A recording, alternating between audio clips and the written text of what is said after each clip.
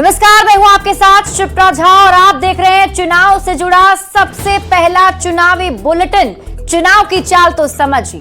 लोकसभा चुनाव के 5वें फेज का चुनाव खत्म हो गया है और अब छठे फेज का चुनाव प्रचार भी थम चुका है। चुनावी चाल तूफानी गति से चली जा रही है।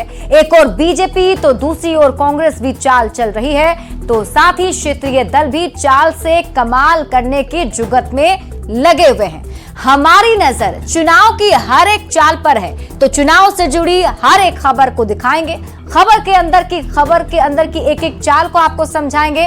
बस आप देखते रहिए देश का सबसे पहला समझाने वाला बुलेटिन, चुनाव की चाल तो समझिए।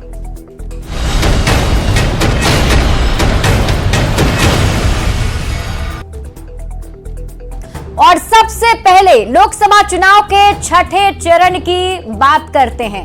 छठे चरण की मतदान में महज अब कुछ घंटे बाकी है और छठे चरण के चुनाव में बिहार की 8 सीटों पर वोटिंग है। ये 8 सीटें कौन कौन सी हैं, हम आपको इस बड़े से वॉल पर दिखाते हैं। देखिए, बिहार में 8 सीटों पर वोटिंग होगी, जिसमें वाल्मीकि नगर है, पश्चिम चंपारण है, पूर्वी चंपारण है, शिवहर लोकसभा की सीट है, वैशाली की सीट है, महाराजगंज, सिवान और गोपालगंज की सीटें हैं। बिहार की 8 लोकसभा की सीटों पर कल वोट डाले जाएंगे, जहां पर चुनाव प्रचार के दरमियान जमकर जोर आजमाइश की गई। झारखंड की भी हम बात कर लेंगे कि झारखंड में कौन कौन सी लोकसभा की सीटों पर कल वोटिंग होने वाली है। देखिए, गिरिडीह, रांची, धनबाद और जमशेदपुर, ये 4 लोकसभा की सीटें हैं झारखंड की, जहां कल वोट डाले जाएंगे। सुबह 7 बजे से वोटिंग का सिलसिला शुरू हो जाएगा, जो शाम 6 बजे तक चलने वाला है।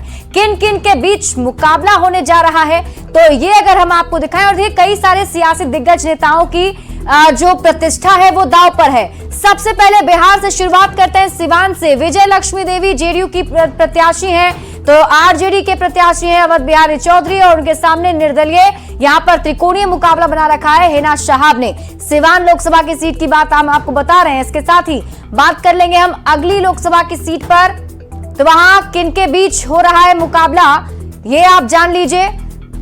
तो शुरुआत हमने आपको सिवान से बताया। देखिए, सिवान में जो है त्रिकोणीय मुकाबला इस बार देखने को मिलेगा, क्योंकि विजय लक्ष्मी देवी और अजय बिहारी चौधरी जो हैं वो आमने सामने तो हैं, लेकिन हिना शहाब जो हैं वो भी उनके सामने यहां पर खड़ी हैं। तो सिवान का संग्राम अब आप समझिए। सिवान में छठे चरण की जो सबसे हॉट सीट ये बनी हुई है।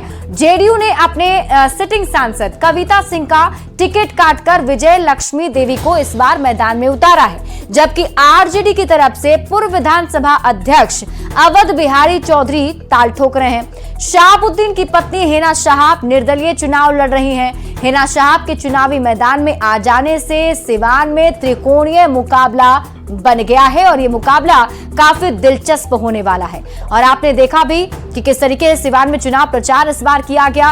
और इसके साथ ही बात कर ले अगली लोकसभा सीट की, तो शिवहर की बात करते हैं। यहां से देखिए, लवली आनंद और रितु जायसवाल के बीच में मुकाबला है। लवली आनंद जेडीयू की उम्मीदवार हैं, तो रितु जायसवाल आरजेडी से ताल ठोक रही हैं। इन दोनों के बीच कड़ा मुकाबला देखने को मिलेगा। शिवहर की सियासत को अब आप समझिए।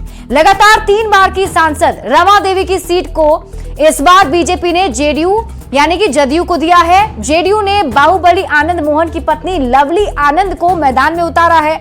वैश्य समुदाय से आने वाली रितु जायसवाल को आरजेडी ने उम्मीदवार बनाया। तो शिवहर जिले की गिनती बिहार के पिछड़े जिलों में होती है और इस इलाके में विकास सबसे बड़ा सियासी मुद्दा बना हुआ है और चुनाव प्रचार के दरमियान इस मुद्दे को जमकर उठाया गया। बात अगली लोकसभा की सीट की करते हैं, महाराजगंज, जहां जनार्दन सिंह सिग्रीवाल और आकाश सिंह के बीच मुकाबला होने जा रहा है। महाराजगंज का महासंग्राम अब आप समझिए।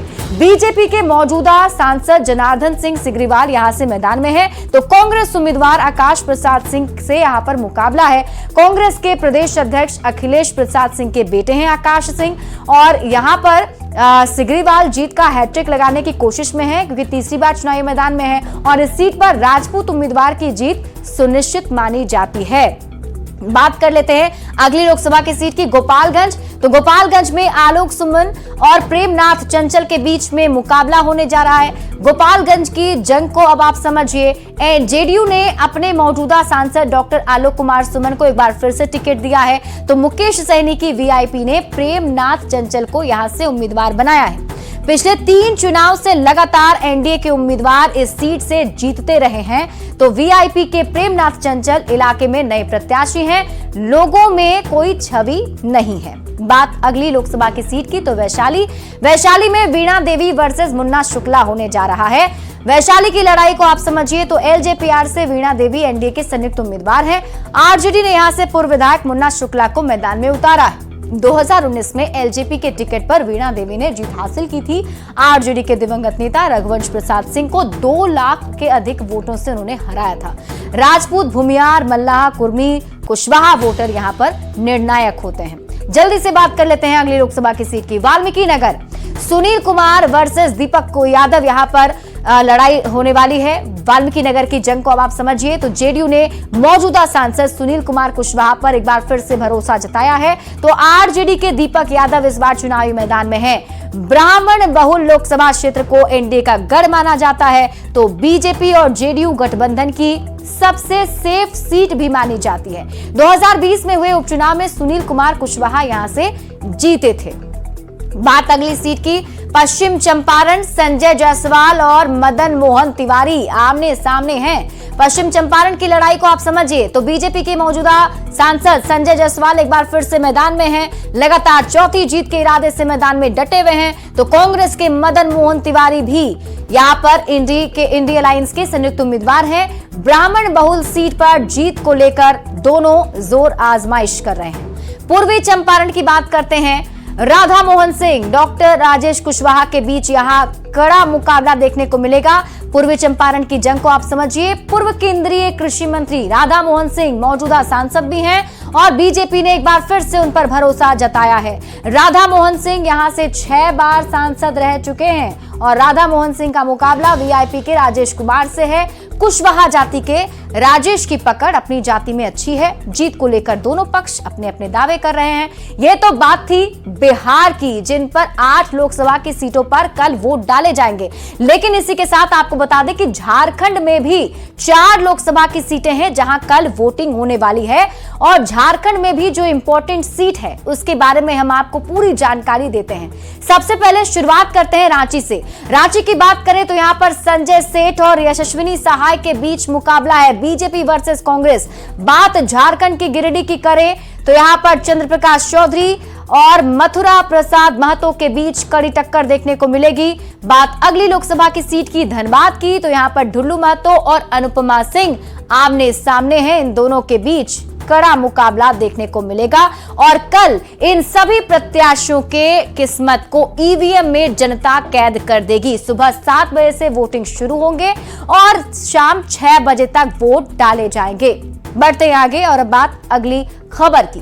काराकाट से एनडीए उम्मीदवार उपेंद्र कुशवाहा के लिए बिहार के मुख्यमंत्री नीतीश कुमार ने रोहतास के नोखा में चुनावी सभा की और उनके लिए वोट मांगा। काराकाट में 25 मई को पीएम की सभा है और इसके साथ ही अमित शाह, जेपी नड्डा, राजनाथ सिंह भी काराकाट में रैली करने वाले हैं। सवाल है कि काराकाट पर इतना जोर क्यों है?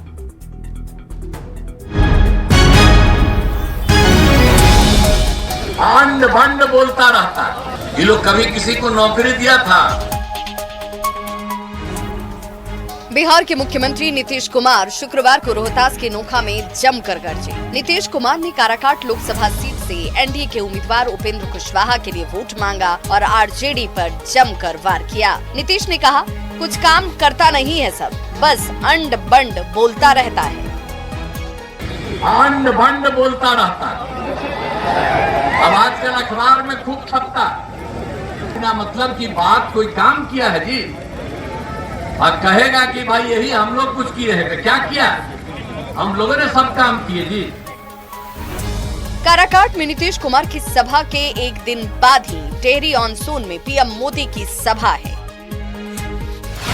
25 मई को पीएम मोदी राष्ट्रीय लोक मोर्चा के अध्यक्ष और एनडीए के उम्मीदवार उपेंद्र कुशवाहा के लिए वोट मांगने आ रहे हैं। बात सिर्फ सीएम नीतीश और पीएम मोदी की सभा तक ही सीमित नहीं है। 26 मई को काराकाट में बीजेपी के अध्यक्ष जेपी नड्डा की चुनावी रैली है। इसके ठीक 2 दिन बाद यानी कि 28 मई की तारीख को केंद्रीय गृह मंत्री अमित शाह की जनसभा है। इसके अगले ही दिन यानी 29 मई को रक्षा मंत्री राजनाथ सिंह की चुनावी रैली आपको देखने को मिलेगी।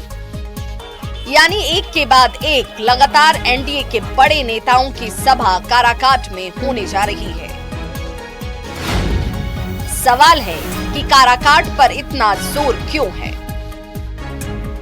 तो आपको बता दें कि पवन सिंह के निर्दलीय चुनाव लड़ने से काराकाट की लड़ाई त्रिकोणीय हो गई है। पवन सिंह एनडीए के वोटों में सेंधमारी कर सकते हैं। इसका नुकसान उपेंद्र कुशवाहा को हो सकता है, जो बीजेपी नहीं चाहती, क्योंकि 2024 में बीजेपी का लक्ष्य है देश में 400 पार करने का। 400 पार करने के लिए बिहार की सभी 40 सीट जीतना जरूरी है। यही वजह है कि प्रधानमंत्री सहित एनडीए के सभी बड़े नेता काराकाट पर फोकस किए हुए हैं।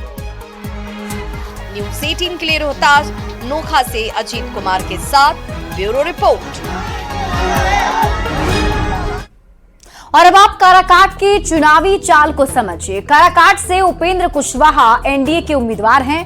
पवन सिंह ने मैदान में उतरकर लड़ाई को त्रिकोणीय बना दिया है। पवन सिंह भोजपुरी फिल्मों के अभिनेता हैं, गायक हैं, तो राजपूत जाति से संबंध रखने वाले पवन सिंह की भोजपुरी इलाके में अच्छी फैन फॉलोइंग भी है। पवन सिंह की उम्मीदवारी से उपेंद्र कुशवाहा के वोट पर फर्क पड़ सकता है और यही वजह है कि एनडीए के बड़े नेताओं की सभा काराकाट में हो रही है। सीएम के बाद पीएम मोदी काराकाट में रैली करने वाले हैं, फिर उसके बाद केंद्रीय गृह मंत्री अमित शाह आएंगे, उसके बाद जेपी नड्डा आने वाले हैं, उनकी भी रैली होगी और राजनाथ सिंह भी रैली के जरिए छिटकते राजपूत वोट को सहेजने की कोशिश करेंगे। यानी बिहार की सभी 40 सीटों को जीतने के लिए एनडीए के नेता कोई भी कोर कसर नहीं छोड़ने वाले हैं और यही वजह है कि एक एक सीट पर पूरी तरीके से ध्यान दिया जा रहा है और खासतौर पर काराकाट लोकसभा सीट पर ध्यान केंद्रित है। बढ़ते हैं आगे और अब बात कर लेते हैं अगली खबर की। केंद्रीय मंत्री गिरिराज सिंह ने आरजेडी अध्यक्ष लालू प्रसाद को लेकर बड़ा बयान दिया है। उन्होंने कहा कि लालू प्रसाद और कांग्रेस नेता राहुल गांधी दोनों ही 4 जून के बाद किसी मस्जिद में नमाज पढ़ते दिखेंगे, जबकि राहुल गांधी पिकनिक मनाने चले जाएंगे। गिरिराज सिंह के बयान पर राजनीतिक माहौल गर्म है। जी आने वाले दिन में 4 तारीख को मस्जिदों में दिखेंगे।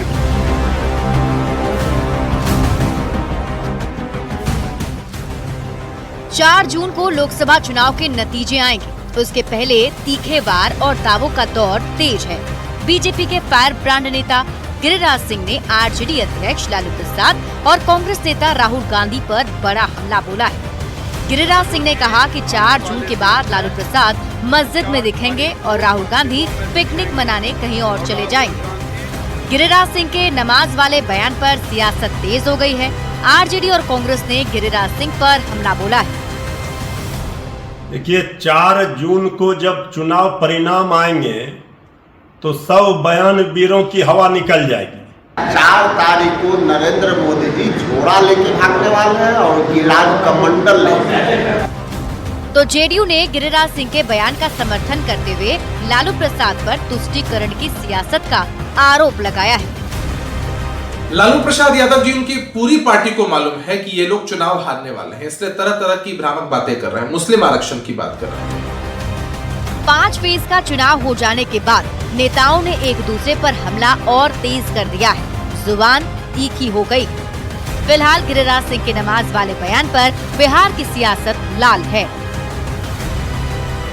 न्यूज़ 18 के लिए पटना से शैलेंद्र कुमार के साथ धर्मेंद्र कुमार की रिपोर्ट। आने वाले दिन में 4 तारीख को मस्जिदों बीजेपी उम्मीदवार और देश के पूर्व गृह सचिव रह चुके आरके सिंह के पक्ष में वोट मांगने केंद्रीय गृह मंत्री आज आरा पहुंचे थे। आरके सिंह की अहमियत समझाते हुए अमित शाह ने कहा कि पीएम मोदी ने उन्हें 3 मंत्रालय दिए। अपने संबोधन में अमित शाह ने बड़ा दावा करते हुए ऐलान किया कि यदि एनडीए की सरकार 400 पार करती है तो मुसलमानों को दिए जा रहे अवैध आरक्षण खत्म कर दिए जाएंगे। श्री राम, जय जय श्री राम।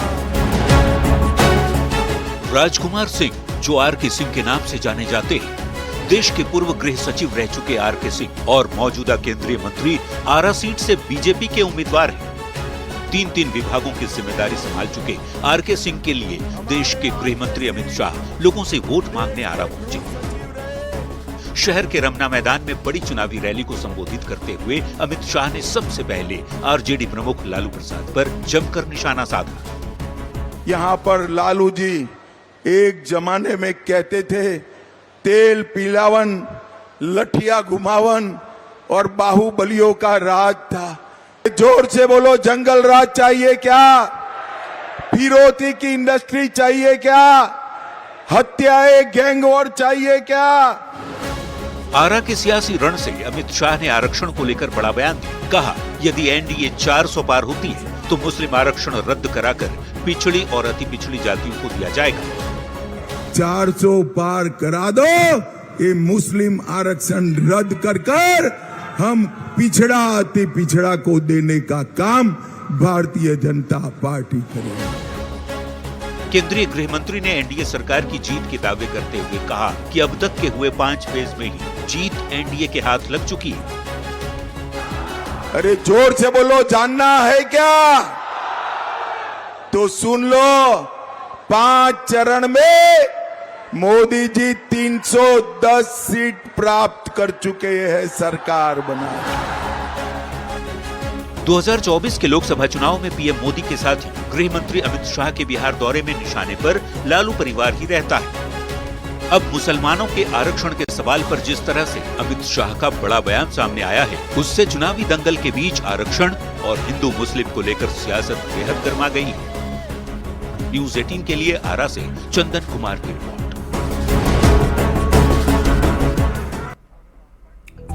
और फिलहाल इस बुलेटिन में अभी के लिए बस इतना ही। आप देखते रहिए न्यूज़ 18 बिहार झारखंड।